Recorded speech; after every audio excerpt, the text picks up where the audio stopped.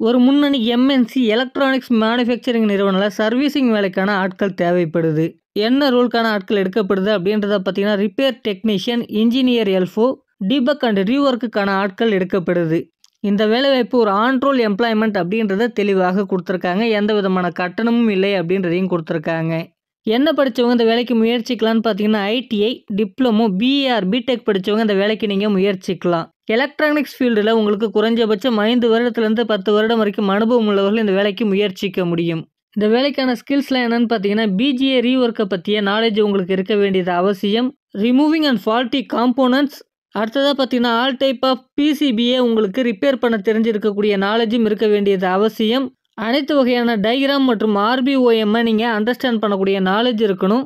அடுத்ததாக பார்த்தீங்கன்னா, 5S, EST, MST, ஆர்ஓஹெச்எஸ், நான் ஆர்ஓஹெச்எஸ், மல்டிமீட்டர் அண்ட் டெஸ்டிங் எக்யூப்மெண்ட்டுடைய நாலேஜ் உங்களுக்கு இருக்க வேண்டியது அவசியம்.